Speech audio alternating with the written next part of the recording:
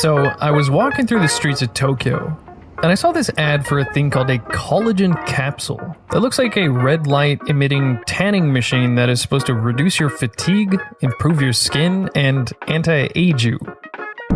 寝ているだけで全身プルプル This wasn't too surprising, as I've seen many other random beauty products and machines over here, but what was surprising was when my friend said he broke a bone in his hand. To improve the healing process, his doctor had him come in several times over the course of a couple months to put his hand under a red light device. So this got me curious. What's going on with red light? To understand light, we need to take a look at American football. The idea of the game is to get the ball on this side more than the other guy gets the ball on that side. For many players, a consequence of doing this is repeated head trauma and concussions. For Iron Mike, TV interviews became impossible. Hell, I don't know what I'm saying. I'm just tired and confused right now. That's why I say I can't really, I can't say it the way I want to say it. He would forget, which way the grocery store was, which way it was to go home. He said, the worst thing is I'm actually getting to the point where I'm cold and I don't realize that I can fix it by putting a jacket on. When Dr. Bennett Omalu performed the autopsy of former Pittsburgh Steelers player Mike Webster in 2002, he found distinct changes in the brain that had to have been the result of repeated blows to the head. In 2005, football player Terry Long committed suicide. Dr. Omalu examined his brain and found so much buildup of a specific damaging protein that the 45-year-old's brain looked more like a 90-year-old brain with advanced Alzheimer's. Larry Carr is yet another football player whose brain suffered from the repeated trauma caused by hits to the head. Years after his 10-year football career in the 70s ended, his symptoms began with language problems, which progressed into severe emotional dysregulation, depression, agitation, and paranoia. Fortunately, he found a way to improve his brain health after coming into contact with Professor of Neurology Dr. Margaret Naser, who included Larry in a trial of shining red light to the head to restore brain function. After 18 weeks of this unusual treatment, his brain health actually improved significantly. His emotional outbursts and depression scores had gone way down, which drastically improved his quality of life and suggested that the damage done to his brain was somehow being repaired by this light. Now, hold up, I can already hear y'all's skepticism gears turning away. Come on, how could light reverse brain damage? There's actually a surprising amount of science and history behind this light therapy. So, light and different wavelengths of light affect us in all kinds of ways. As you know, sunlight simply hitting the skin allows the body to create vitamin D. Blue light, in particular wavelengths around 460 to 480 nanometers, affects the body's circadian rhythm, keeping you awake at night. Hence, there are blue light blocking glasses and blue light filtering softwares that are supposed to help you sleep. Maybe you've heard of seasonal affective disorder, SAD, where people in regions of the world where there is too little sunlight during the winter get symptoms of depression. One simple yet effective treatment for this disorder is just exposing the person to a bright light during the day. Nowadays, red and near-infrared light devices are becoming popular. This red light therapy is thought to have beneficial effects for everything from reducing inflammation and reducing recovery time after exercise, to increasing collagen production, which gives you better-looking skin, and there's even claims that red light raises testosterone. Ben Greenfield wrote a popular article for Men's Health back in 2017 titled, "I put a giant red light on my balls to triple my testosterone levels." I picked up a red light device that emits 660 and 850 nanometer light at 68.6 watts, and I've noticed a couple things. If I leave it on my stomach for more than about 10 minutes, I feel pretty relaxed, kinda like the chilled out feeling you get from sunbathing at the beach. Since I'm new to CrossFit and have pretty bad form, my wrists are usually in pain for about 2 days after certain workouts. But if I apply the light to my wrists, they're back to normal about a day faster than usual. Then if I put it on my face, my skin seems to look a little better. Not that this comparison proves anything, but here's a microscope image of the same spot on my forehead before and after a 10-minute red light session. As you can see, these pores here seem to have become a lot less gross. So what exactly is going on with red light? How is it any different from, normal light? Let's rewind a bit back to 10th century Japan. People at the time believed in a smallpox god called Hosougami, who caused smallpox, and feared the color red. This superstition led them to decorating patients' rooms with red objects, red strips of paper, having people wear red clothes, and so on. In fact, many different cultures ended up adopting this practice. This was recommended in medical writings of medieval Arabic scholars and was practiced in England, France, Italy, Sweden, Denmark, and other areas. King Charles V of France, Elizabeth I of England, and Joseph I of Austria were all subjected to this bizarre practice of being surrounded with red stuff. Fast forward to 1903, Niels Finsen had just won the Nobel Prize for discovering that specific wavelengths of light could heal a terrible skin condition called lupus vulgaris caused by the tuberculosis bacteria. The ultraviolet light he used seemed to destroy the harmful bacteria.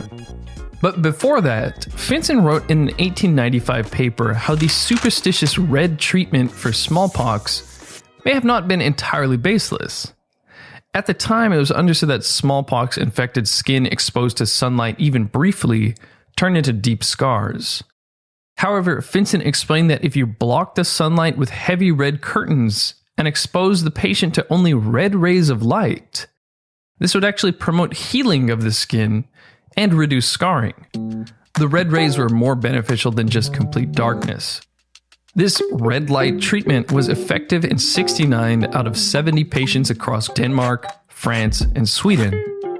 Many of the practitioners were actually reserved in their reports on the results, probably for fear of being mocked and laughed at. Finsen was careful to write that this practice had beneficial effects only for the skin, but did not affect the smallpox infection itself. Again, Finsen was not saying red light cures smallpox, just that red light has healing effects on the skin. Even then, a light that happens to be tinted red, healing the skin, may sound far-fetched. What also sounds far-fetched is saying, that terrible bone disease children get? You can cure it with this special lamp of mine.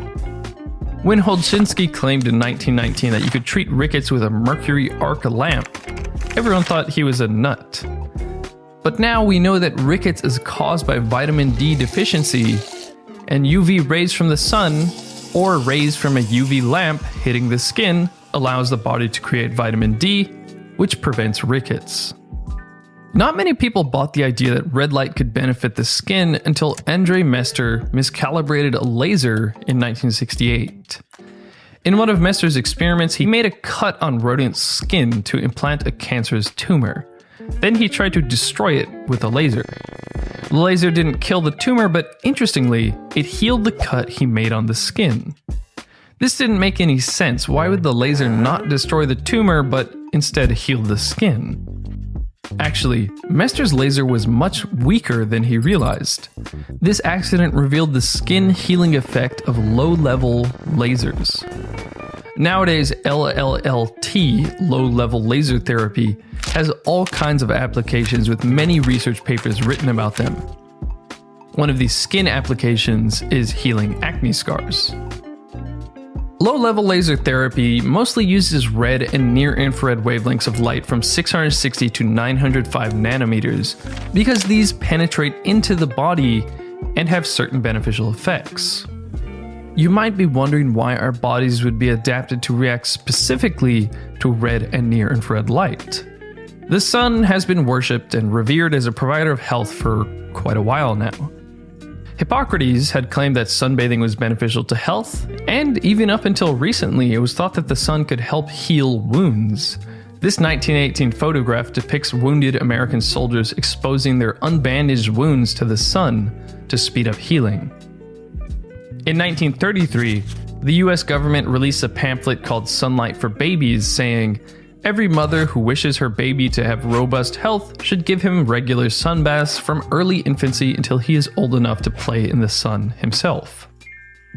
Nowadays, we're told to stay out of the sun unless we want to get skin cancer, but people are arguing that we need more sun because vitamin D is so important for health. However, the rising and setting sun specifically don't get too much attention. If you compare the range of wavelengths of light from the morning and midday sun, the morning sun has far more wavelengths in the 630 to 940 nanometer range. And actually, this is nearly the exact same range used in low-level laser therapy or red and near-infrared light therapy. So perhaps red and near-infrared lights aren't randomly magical, but are simulating something we used to get plenty of in our lives. Unless you sleep outside, you're probably not exposed very often to red and infrared rays from the morning or setting sun. Red light therapy has been claimed to have a positive effect on everything from skin health to Alzheimer's and depression. That sounds way too good to be true. So how exactly does red light affect the cells? Well, to understand, let's take a look at cyanide poisoning. As you know, the mitochondria are the powerhouse of the cell. They produce energy in the form of ATP. Cyanide poisoning works by basically throwing a wrench in the mitochondria's ATP energy factory, which starves the cell of the precious energy it needs to operate. Cyanide inhibits an important enzyme in the mitochondria called cytochrome C oxidase. This is a key enzyme for producing lots of energy. When cytochrome C oxidase is inhibited, ATP production slows to a halt, and the powerhouse of the cell becomes the abandoned shack of the cell. And if this happens to enough cells, then you die. Aw, jeez. Milhouse, how could you let this happen? You were supposed to... Interestingly, red and near-infrared light works kind of opposite to cyanide. It actually stimulates this enzyme cytochrome C oxidase in a way that leads to more ATP energy production. Since nearly every single type of cell in the body relies on mitochondria to power them with energy from ATP, maybe it's not so far-fetched that light therapy would have such wide-ranging effects. By the way, because red and near-infrared light works essentially opposite to cyanide, it's actually been found to reverse some of the damage cyanide does to cells. This, of course, is just a fun fact. Red light isn't an antidote to cyanide poisoning. So, cells need energy, you shine red light on them, and then they're able to produce more energy and they work better. It's an interesting concept and helps things make a bit more sense. If something can make a wide variety of cells essentially work better, we should expect that something to have beneficial effects on a wide variety of diseases where the mitochondria of the cells are not working properly. This seems to be what's going on with red light therapy. Let's take a look at 3 diseases red light is supposed to help with: diabetes, Parkinson's, and Alzheimer's. Notice I'm being very careful not to use any words like cure, but you might still be thinking, come on, really? Light is supposed to improve these? What's going on with type 2 diabetes? One feature of diabetes is a pancreas that doesn't work properly.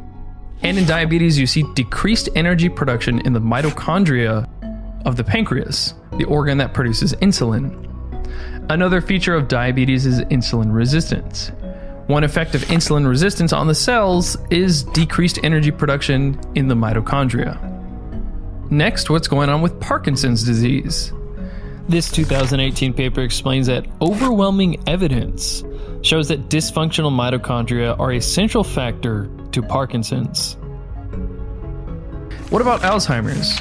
Again, one feature of this disease is also decreased energy production in the mitochondria of brain cells. One other thing about red light hitting this enzyme cytochrome C oxidase is that it releases nitric oxide. Nitric oxide is a very important molecule. It acts as a neurotransmitter, helps heal damaged tissues, and relaxes blood vessels, increasing blood flow. 3 men were awarded the Nobel Prize in 1998 for discovering nitric oxide's significant role in the cardiovascular system. Similar to how exposing a UVB light deficient child to the sun can have magical benefits on their bone health by curing their rickets, red and infrared light may have such wide-ranging benefits simply because modern people happen to be deficient in red and infrared light. something prehistoric humans would have gotten from the morning and evening sun every day. So let's get back to TBI, traumatic brain injury. Surprisingly, 1.7 million Americans receive treatment for TBI each year. And again, mitochondria come into play. As this paper explains, widespread damage to the mitochondria of the brain is a significant part of the symptoms seen from TBI. So, there is actually very solid evidence and logic for why Dr. Margaret Naser had Larry Carr strap this red light emitting device to his head, and there's even solid science that explains why it had such significant benefits for him. Furthermore, a small 2009 study took 10 patients with a history of major depression and anxiety and applied red and near-infrared light to their forehead for 4 weeks. Amazingly, at the end of the 4 weeks, 6 out of the 10 patients' depression was in remission, and 7 out of the 10 patients' anxiety was in remission. Studies like this are very exciting, but as I said earlier, I've been very careful not to use words like cure in this video. So should we all go out and drop a couple $100s on a red light device? Well, it's hard to say. Obviously you won't get results as ridiculous as this, but to this collagen capsule thing's credit, there are actually many papers showing red light increases collagen synthesis. To what degree it actually beautifies your skin is hard to say, but if you're interested in red light for these skin or other benefits, it's worth looking into. If anything, hopefully this video encouraged you to try and get some early morning sun, which would be good for establishing a healthy circadian rhythm anyhow. Let's say NASA wants to use a swarm of self-replicating robots to explore Mars. First, NASA allows the robots to self-replicate in the Atacama Desert of Chile for several hundred generations, and then sends a dozen copies of the fastest reproducing robot with genotype 01111 to Mars. After several years, the robots have reproduced many times over, generating offspring well adapted to Mars. Then the robots send back this data. Then they send all those robots on Mars back to Atacama and let them reproduce for 100 more generations, and we get this data. So, why did the robots best adapted for the Mars environment perform even better in Atacama than the robots that were initially best adapted to the Atacama environment? If you'd like to know why, you'll have to check out Brilliant's computational biology course. If you're naturally curious or want to build your problem-solving or analytical abilities, you'll enjoy Brilliant's thought-provoking math, science, and computer science content designed to break complex scientific concepts down into understandable chunks, like this lesson on neural networks. It takes you from how a computer learns to play tic-tac-toe up to how artificial neurons are trained. With over 60 interactive courses in math, science, and computer science, Brilliant will grow your understanding of our modern world with a structured and engaging approach. Check out brilliant.org/WIL, and the first 200 people to follow my link will get 20% off the annual subscription.